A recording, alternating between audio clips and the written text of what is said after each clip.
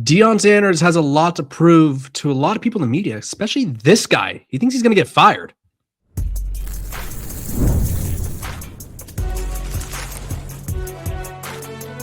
You are Locked On College Crossover, part of the Locked On Podcast Network.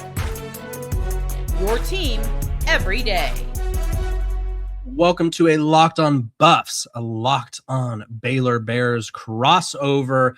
It's your host, Kevin Borba and Cam Stuart, diving in. We got you guys covered today. And today's episode is brought to you by Call Sheet. For a limited time, download the Call Sheet app and use code Locked On to get $10 off when you trade $10. Me and Cam, we're going to go through Big 12 superlatives. You know those things at the yearbook where I got best smile in high school, shout out. We're going to give those away to Big 12 programs, but I don't think they're going to be as flattering as best smile or most charismatic as this guy Cam probably won. We are also going to talk about the monster whiff that the Big 12 had with the monster deal that they, I guess, signed up for, I guess you could call it.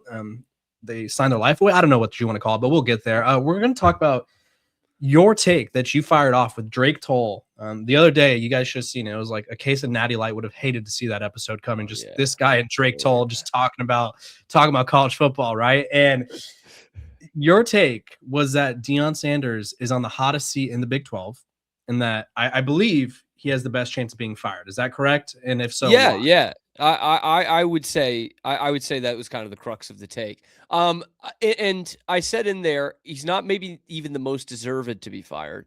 I think Dave Aranda puts up a pretty good case for that. I think Scott Satterfield at Cincinnati puts up a really good case for that as well. But with Deion, it's not that he wouldn't be deserved to be fired if it's a bad season at Colorado, because that would be 3 out of 4 bad seasons, which is exactly what Dave Aranda had after 2023 when Baylor fans were first calling for him to be fired. It was 3 bad seasons out of 4. And I think with the Deion thing, more so than Satterfield and Aranda, is just how much you're putting into it if you're Colorado. Like, it's just the salary is one thing, but the free reign over the program, like we see with most other head coaches, is another. Like, Deion Sanders has obviously brought a huge spotlight to CU that has helped their football program. It's helped season tickets. It's helped the whole athletic department. But at some point, you got to start winning to keep that there. And you had a good season. You had it with Shedeur and Travis Hunter, 2 guys with their number retired, right? 2 all-time legends. Okay, right. You had that one season. You don't make the conference championship game. That's fine if you can build off it. And so far, the one season since, there hasn't been a build off of that.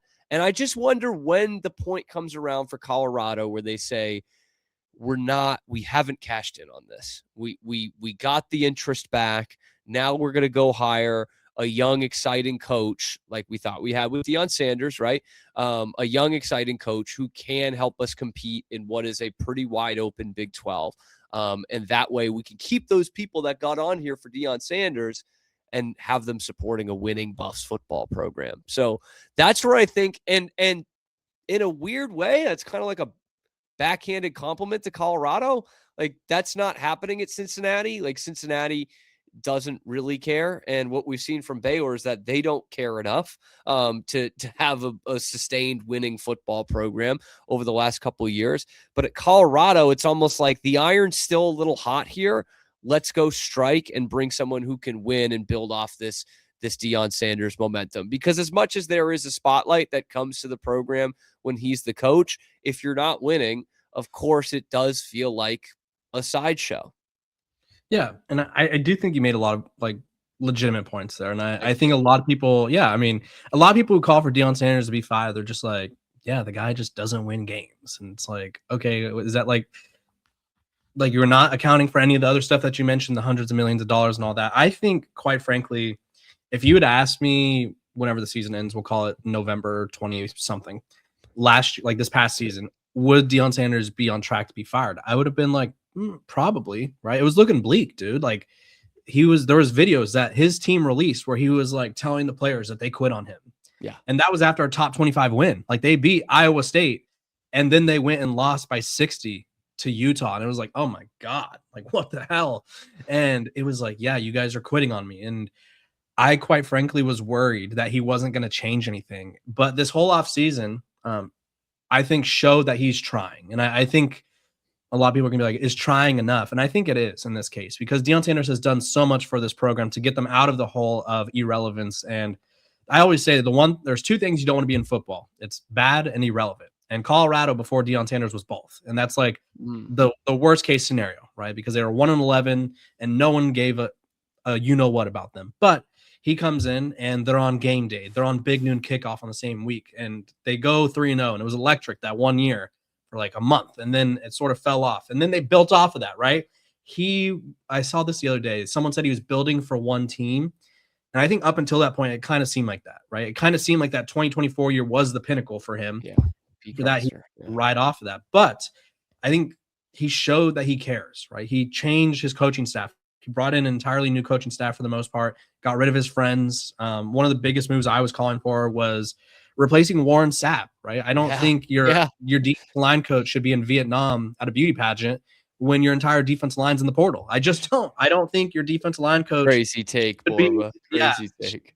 I know. I don't think he should be talking smack about. You don't think? Wait, you don't think Warren Sapp's a role model? Are you kidding me? You don't think? I've given Deion some credit here this offseason, kind of the stuff you're talking about here. Like, he's brought in real coaches, which is great. Yeah. Like, I actually tip of the cap there. And honestly, I thought after last year, he had every opportunity to step down, right? Like, we knew he wasn't healthy. Obviously, we got the details of that this offseason, but like, we knew he had some health problems.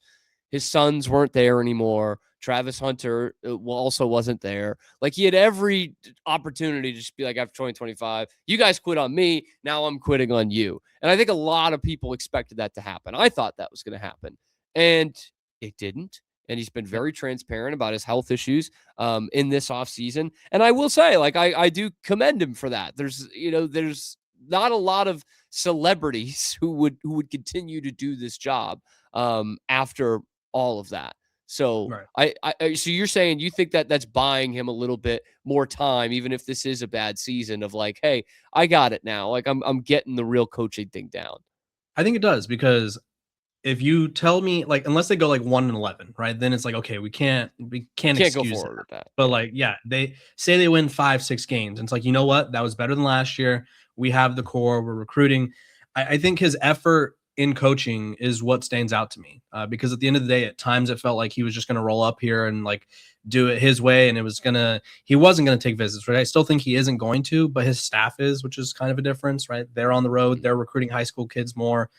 They have a 20+ man class now, as opposed to like 11 last year, right? So he has a coaching staff that you talked about, like Brendan Marion, one of the brightest offensive minds in college football. Chris Marv was a defensive coordinator in the past at Virginia Tech. Like, he is trying to not just show up and be Deion Sanders. I think he is trying to show up and be a college football coach that's building a program. Like you said, he's had chances to step down. I think he gets this year to figure it out. If it's a good year, then we erase all this. But I think he gets this year and the next year. And then the next year is when you sort of have to really consider, because he eventually is going to be being paid, I think it's like 11 or 12 million per year, which is a lot of money. Or we're going to get to that Jaylen Brown situation. We're going to get to that awkward moment where it's like, hey, so do you want to take a pay cut, or like, what's the deal? But I believe in what he's building. I don't know what the ceiling is, quite frankly. I have them at like 7-ish wins right now. But I think a lot of people will take that. I will say, though, I feel like Dave Aranda has a better chance of being fired just because of all the things you had mentioned, because he kind of had those 3 seasons. We joked about it off air. Like, he's had 3 fireable offenses and Baylor hasn't pulled the trigger. And I think you've had like candidates that you've had circled each and every year. And I think they're all head coaches elsewhere now, aren't they? Yeah, they all change by year. You know, a lot of the names that we heard the last couple of years a lot were GJ Kinney and Jeff Traylor. And like, I don't know what those are hot names anymore. Like, GJ Kinney is topped out at 7 or 8 wins, I think, at Texas State, and it's gone down since that first year. Jeff Traylor, UTSA isn't what they were 4 years ago, in the landscape of college football, and he's kind of old. So, I mean, it works if it's Willie Fritz and you're hot, but not necessarily if you're cold. And the big one last year was Eric Morris. Eric Morris wanted to coach at Baylor. He wanted that job. Instead, that job didn't come open. He goes to Oklahoma State, brings a great quarterback with him and Drew Mestamaker. And now that's everyone's dark horse pick to win the Big 12. People are picking them to win 8-9 games. That might be a lot for a team that won one last year, but that is the kind of hype train it brings. And I know Colorado's familiar with that, actual hype and hope to your program. And Baylor doesn't want that right now. They don't want that. They are content with the discontent. I guess they're content with fan apathy that they're getting from their fan base. And so I was going to say, after you gave the Deion point, I was like, yeah, Deion might get the year, but Dave Aranda will probably get 5 years. So the point might still stand after all of this. And it kind of leads to people keep asking me, what's it going to take for him to keep his job? It's like, man, what is it going to take for him to lose his job? Seriously, I cannot tell you at this point. They had a culmination roster last year and went 5-7. They had the best returning QBR quarterback in the country, and they went 5-7. He's had 2 seasons where they won 3 games or less. Granted, one of them was in a 9-game conference only season, but he's had 3 wins in there. He's had 7 season in there. Even the year that he bounced back and won 8-4, they 2-4. He could have been fired right then. So I don't know how many lives this guy's got. I don't know. He's like a cat, and it's like you said. It's whatever happens next, he's going to be a really good defensive coordinator somewhere. I fully believe that, and I my sleep around. He is going to be coaching in a national championship as a DC. Automatic. It'll be like within 2 years. It'll be like, Indiana's defensive coordinator left. Bring on Dave and let's go fire it back. But no, I honestly think Deion and Dave are the focal points of the hot seat in the Big 12, and there's no one more grateful than Scott Satterfield because he had the $5 million quarterback and won 7 games last year, 7 or 8 games, and Cincinnati's been really nothing under him, right? And Cincinnati kind of did Louisville a favor when they hired him, because it was I think Louisville was we kind of don't like this dude, and Cincinnati was dude, don't worry, we'll take him, and nothing has changed, and Scott Satterfield just got to be sitting there yes, keep talking about Prime, keep talking about Dave, because he should be next. It should be him or Dave, and then maybe I think Prime gets another year just because of all the things he does on and off the field, and just brand appeal. But I don't think Prime's getting fired. I think he's going to turn the ship around. It's Scott Satterfield and Dave that I would be looking out for, and we'll get to that a little bit later. Cam, what if I told you making the worst business decision of your career has repercussions?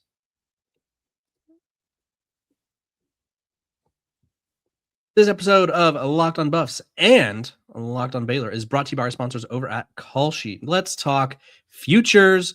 If you guys wanted to, you could go predict that the Bengals or the Broncos will qualify for the playoffs. Right now, they're trading at a certain probability, meaning you put down $100, there's a payout if they clinch a playoff spot. On Call Sheet, you're trading against peers in the live market, meaning there's no house. And as the probability changes, you could buy in and out of your position, trade the draft pick, the game, and more on Call Sheet. Download the Call Sheet app and use code LOCKEDON to get $10 when you trade. $10.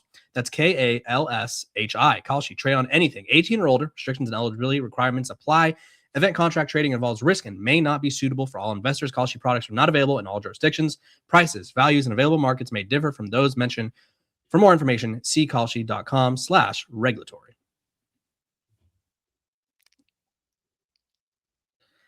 This episode of Locked on Buffs and Locked on Baylor are also brought to you by our sponsors over at Poncho. Let me tell you, it's the best shirt we both own. Cam, we talked about it off air. We live in game day gear during college football season, and I think we're both going to be wearing all Poncho shirts. You like your Baylor one. I like my Colorado one.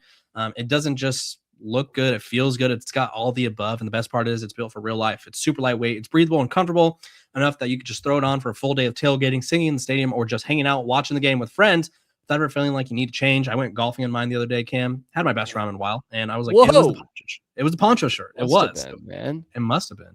There's no other correlation I could think of. And what I really like is you're not stuck with a one-size-fits-all situation. You can dial it in with the regular, slim, or tall fit. Plus, they got long or short sleeves for you people that live in the cold or hot climates. And if you grab your team's shirt between August 2nd and August 16th, which is already passed, but don't worry. If you did, you're covered by the Poncho's Natty Back Guarantee. If your team wins the college football national championship, Poncho will give you a full refund on your purchase. Plus, you keep the shirt. So go check out Poncho. Go to ponchooutdoors.com/lockedon and enter your email to get $10 off and free shipping on your first order. That's PONCHO outdoors.com/lockedon. Head there, drop in your email, and get $10 off and free shipping. And once you try one, you'll get why I've got a closet full of them, and Cam is going to continue to keep shopping at Poncho. Let's talk Monster Whiff. Cam, I mean, I guess these guys are getting paid now, right? The big college football, it's the thing. What? Right? Are you kidding? This is the first I'm hearing of this. This is the first I'm hearing about this. It's brand new to me. Yeah, so patches, field logos, right? It's happening. And the Big 12, Brett Yormark's been very aggressive in like making sure the Big 12 is trying to keep up, right? Because we know it's not on par with the SEC or the Big 10. We get that. We understand that. And they have to be aggressive and creative with how they make money. They've had the whole WWE appearances at the Big 12 championship. They had Nelly seen at last year's Big 12 title game. Legend, dude. I don't think I don't think you hear the feed, but it was great, dude. I love him. Real one. Yeah. And they Dr. Pepper stuff. They got all that jazz, and they signed a deal with Monster, and it was like sick, dude. Like we're making moves, and everyone's gonna bring home. It was $1 million per team per 16 How about team? that? Yeah, $1 million. Like, that's half a decent quarterback, apparently. Yeah, that's probably a solid backup, honestly, right? Yeah. That'll get you like a quarterback that's probably a top 30 quarterback, and he's probably closer to 30 than he is at 15. Yeah, the exact the Olsen story from a Big 12 GM was only $1 million on a. It's someone who have a ton of experience. So there you go.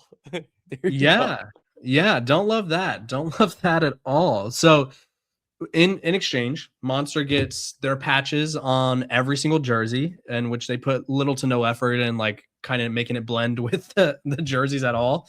It looks more like a NASCAR or like maybe a fourth like European club soccer sponsorship. I don't know. And it goes on the basketball courts. It goes on the fields. And so great deal for Monster. Like their director of business ops should be patting himself on the back. The Big 12 posted a job opening that seemed to pertain towards business opportunities. And so, Cam, does this Monster deal look worse and worse as each day goes on?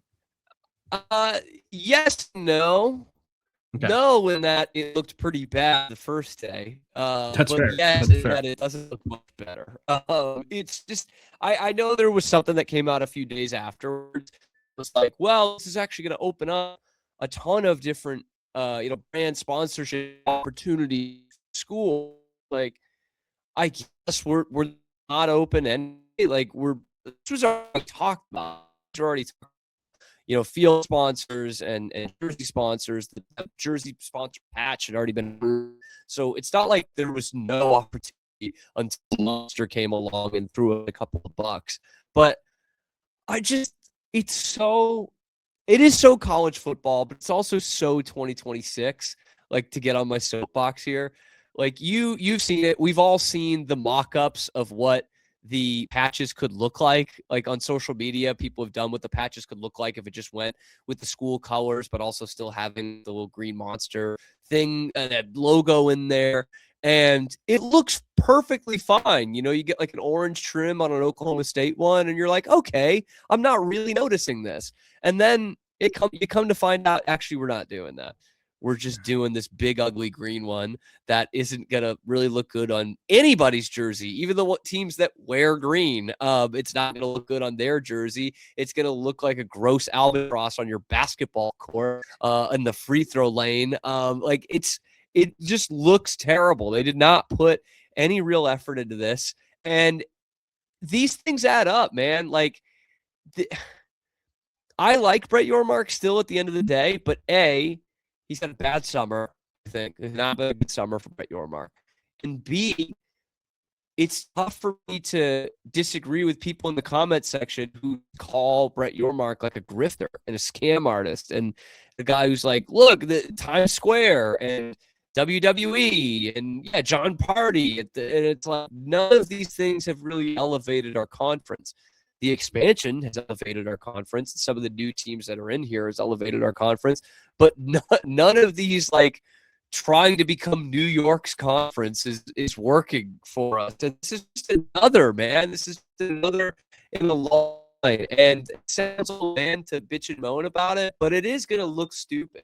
It's going to look stupid at Fog Allen. It's going to look stupid on our jerseys. Like, it's all going to look stupid. Yeah, that's the concern. And no, I just think like the Big 12 is trying, and you got to take these swings. But like you said, it's like, yeah, let's target New York. It's like, oh, cool, target the city that doesn't care about college football at all. Like the city that like they have 2 NFL teams that are in New Jersey, and like they don't even care about those teams half the time. Like it's just it's confusing. They already have a college football team. It's Notre Dame. Like Yeah. that's it. They've gotten 120 years to get into college football, and they have not done it. So I think we're good. I don't think it's an untapped market, Brett. Yeah, and I don't think they're going to pick a school that's in like a state where most of their residents have probably never been to nor care about. So it's complicated. Like I wish we're kind of dumbing it down in that sense. Like you do have to take swings. I just think these are the sort of swings where it's like we're going to look back in a few years and be like, yeah, that didn't work out at all. Like Ohio State got 17 million for their one patch. And it's like, I know the Big 12 was never going to get 17 million per school, but hey, like 5 to 6 million would have been nice, right? Because then, but 17 times it, like, yeah, that's crazy. Yeah, no, that's like because what you're saying is Ohio State's more valuable than all 16 teams, and that's just such a terrible look. And like, yeah, I think if you're the Big 12, you kind of have to look at this and go, we have to bite the bullet because we agreed to this.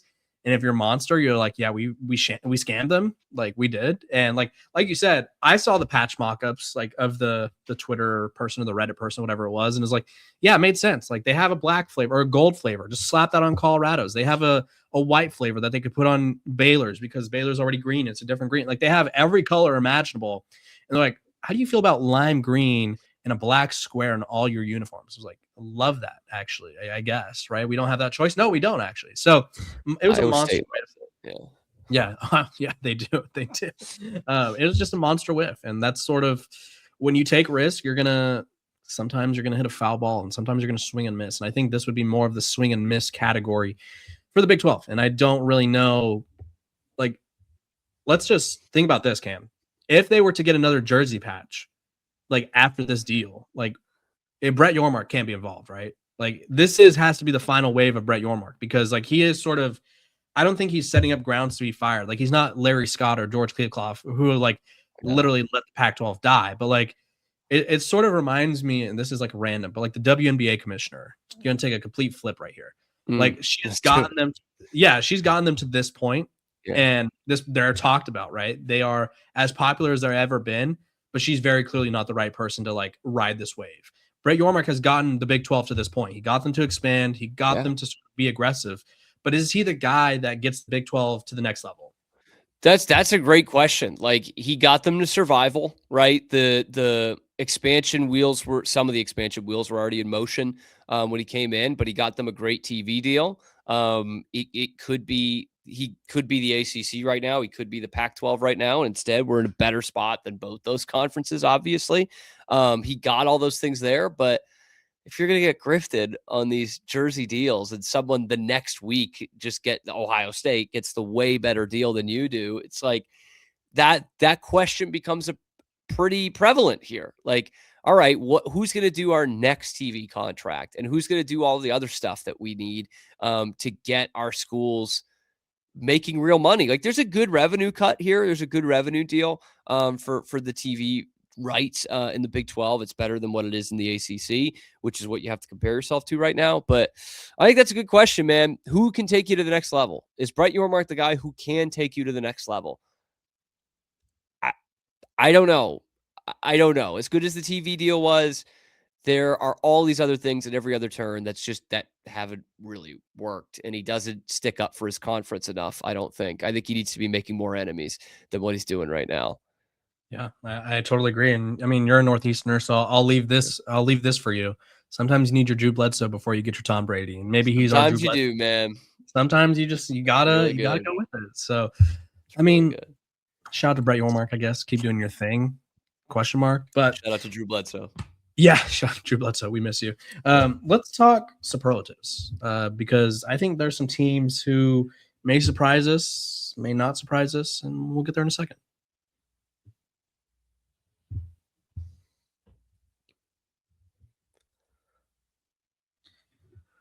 Welcome back to Locked on Buffs, Locked on Baylor. It's superlative time with the season right around the corner. Cam, we're doing the reverse yearbook where we vote on superlatives before the first day of school. We're like, hey, let's vote now. So I have 5 that I want us to dive into. Let's start with I guess more of a targeted one. Most likely to be Utah. And what that means is we gas this team up and we're like, yeah, playoff team. Like, obviously they're in the Big 12 championship. And then they just sort of like win 8 or 9 games and like don't really do anything meaningful. Who is the most likely to be Utah? Ooh, this is tough because we've really only gassed up like 2 teams in the conference. I'll go outside the box here because I've seen a lot of national people and some people within our conference in our group chat that really like Kansas State and expect Kansas State to get back to where they were a couple years ago and be a 9 or 10 win team. I just don't think that happens year one under Colin Klein. I have long not been a huge Avery Johnson supporter. I think he's a good quarterback. He is. I just don't think I've just seen plenty of good quarterbacks the last couple of years in the Big 12 who didn't have the team around them. And I think that's probably what Kansas State is this year. I believe in the Colin Klein thing. I think Kansas State bounces back within the next couple of years, but I just think they're a good team, not a very good team this year. I think they're 7 or 8 wins rather than 9 or 10. So that is my pick because I have seen a lot of people recently, the last couple of weeks, love Kansas State. Yeah, I think that's a great pick. I'm so confused about Kansas State because I'll see like a poll where it's like, yeah, they're going to be 15th in the Big 12. And then it's like, this one guy's like, well, actually, they're probably the best team in the conference. I'm like, what is happening here? Like, I think we are overthinking the Big 12 in such a magnitude that I can't even fathom. I think my answer for most likely to be Utah is the namesake itself is Utah. Wow. Yeah, I know. I mean, they win the award, right? They win the award. It's like being the original Razzie and then winning a Razzie or something, like being Larry O'Brien, winning the Larry O'Brien. I don't know, but Utah lost Kyle Whittingham, who is probably one of the best coaches in college football history. They lost John Henry Daly, who is the best pass rusher in college football. They lost a ton of players. They lost their offensive coordinator. Tackles, 2 first-round tackles. Yeah, exactly, right? They've lost everyone. And similar to Kansas State, like there's just all this buzz around Utah. It's like, don't sleep on Utah. Don't sleep on Utah. And it's like, we've been doing this don't sleep on Utah thing since like, I have this magazine back here, like that I wrote in. And this was back when the Pac-12 still existed. And like we were still gassing up Cam Rising. Like it was like, yeah, like they're gonna make it to the playoff. And they haven't made it past like conference contention ever. Like that's just not who they are. And I don't think losing all those people is gonna help them get there. So they are my most likely to be Utah, and they're gonna win their own awards. So I guess the trophy won't have to leave, right? Does the trophy just stay in the case in that one? Yeah, keep it there. Yeah. Yeah. Okay, let's go. Most likely to make the CFP. Tech. Yeah. I feel like that's very valid. I agree. I feel like BYU, for whatever reason, the committee hates BYU. Like, I think the past 2 years, there, man. They just don't like them. The past 2 years, I feel like they've had a legitimate case, and they're just like, your 10-2 is just not good enough. And it's like actually, we don't really want you there. Yeah, that's the long short of it. We just don't really want you there. I almost picked BYU for the Utah award. Oh, almost. Not because I don't think they're good, but just because of this weird infighting going on with Santiago and Kalani Sitake, and I don't think he really likes the new guy they brought in. So that would be the only thing that I would stand on for that. But I also think they're a good football team, so that's why I didn't give them the Utah award. That's valid. Do you think Kalani Sitake wishes he was in Happy Valley right now? I kind of think he does. I kind of think he's probably second guessing that. Matt Campbell loved Iowa State. I don't doubt that, but I think he saw it as like, I've taken where I can take him. I'm not going to get any kind of promises, false or otherwise, about any kind of resources here, or I will get resources as Penn State. And I think Kalani's probably thinking that now, and probably, who knows? Maybe Michigan probably tried to get after him when they eventually went with Kyle Whittingham. That was obviously really late in the cycle. I'll bet he's regretting it. Yeah, I think like Matt Campbell, like that's the funny thing about college football is like Matt Campbell was probably like a year or 2 away from like people being like, is this all he could do at Iowa State? Like, is this it? And like now he's at like one of the biggest programs in the country. So I like that answer there. Let's go with most likely to have a coach fired by Halloween. Specifically Well, spooky season. yeah. I'm going to go with Satterfield. I'm going to go with Cincinnati. There you go. We talked about Deion and Aranda earlier. I don't think either of those guys gets fired before Halloween. I think the thing with Satterfield that we didn't mention is Satterfield is closer to a scandal than the other two.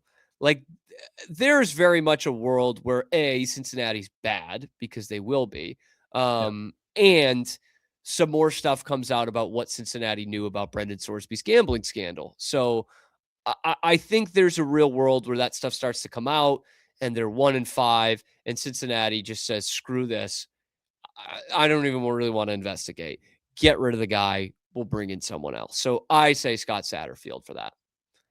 They honestly, Cincinnati may be hoping for a scandal because then they could fire with cause and not have to pay him any Yeah, like money. what Tech did with the basketball coach. Oh yes, Chris after Beard. After Beard, Oh, Mark Adams. yeah. It's like, he said a weird prayer thing, and we're going in the wrong direction. All right, we'll bring in Grant McCasland. Yeah, too many scandals to keep track of over there. It's a lot, man. It's a lot. It's a lot. I mean, if you look at Cincinnati's schedule too, it's like the most 1-5 like schedule ever. Like they get Boston College, they play Boston College, they play Western Carolina, so they win that game. Miami of Ohio, then they play Kansas State, Arizona, West Virginia on the road, Texas Tech, Utah, Houston. Like October 31st is that Utah game. So they could realistically be sitting there with 1 or 2 wins and just being like, you know what, dude? Like, I hate this. Get out, please. Yeah. Okay. Let's go most likely to not warrant the preseason hype. I'm gonna go. I'll dive in first because it's been irking at me is Oklahoma State. I think they'll be better than what they were, but like everyone being like they're the next Indiana. We have to stop with the next Indiana stuff. I don't know if there ever will be a next Indiana, right? It's just not something that always happens. And like I very well could be wrong, but Eric Morris had 1 winning season, right? It took him time to figure things out at North Texas. It took him time to figure things out at Denton. You think he's just going to inherit whatever he inherited at Oklahoma State and be like, yeah, this is a 12-win team, baby. This is it. Dude, I would have picked the same team for the same reason. Like, seriously. I think Mestamaker's really good. I really like Eric Morris. But if you're thinking they're going to win 9 games, think about that, man. That is timesing your win total by 9 from one year to the next. And a big jump for both coach and quarterback and all the players that came with him to get to the Big 12. Like, I think it's going to be fun. They're going to be a fun team to watch. I wouldn't be stunned if they made a bowl game, but to think 8 or 9 or 10 wins, which I'm seeing from some people, like, I just think that's a bridge too far. I do. So I hate to do this to you, Borba, but I would pick the same team and literally for the same reasons. I just think that's too far. I think they're getting overhyped more than probably anyone in the Big 12. Sometimes you don't have to reinvent the wheel. Like I just feel like I feel like the sexy thing in media now is to be like the guy that called it, right? It's like I called Indiana. It's like, did you?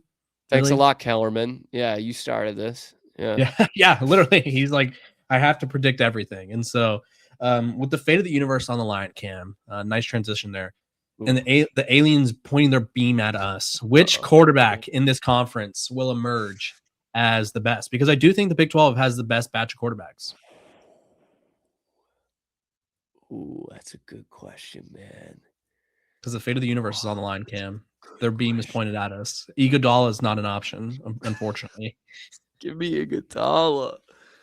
Like, I've just been tearing these guys. Like, I think Mestamaker and Lagway can both like challenge for all Big 12 when they're at their best. I really do. I do think Fafita is the best quarterback, but everyone's already saying he's the best quarterback. Oh man, I like those names though. I like those names. I'm gonna stick with my gut and say Fafita. Okay, I like that. I think he's been a little underappreciated definitely last year. And there is a good crop. Like I could also give it to Connor Wegman. I like Wegman. I can't help it. I like Connor Wegman. I was gonna go with him. I think Fafita's my guy. Fafita, so okay. I like Fafita because I questioned him like after T-Mac left because I was like, dude, like 90% of his passes, he's just chucking it up to his childhood friend who's 6'5". And like, I was like, what is he without him? And he's still good. And I think he has like, this is the time. And so I think it's Noah Fafita. Connor Wigman's another good one. And yeah, Drew Messmaker, I really hope it works for him. Like, I think he's a great story, but it wouldn't shock me if he's like in the range of like 25 touchdowns, 12 interceptions or something like that, where it's just like, it's good, but like he'll need another year to adapt. So those are our Big 12 superlatives. You guys comment below. Let us know which ones you agree with, disagree with. We appreciate all you guys for tuning in. Make sure you like, subscribe, and follow to either Locked On Buffs and Locked On Baylor. And also turn those downloads on. It helps us out a lot. Those auto downloads, it really helps us out. We'll see all of you guys tomorrow. Hope you guys have a great and safe Thursday.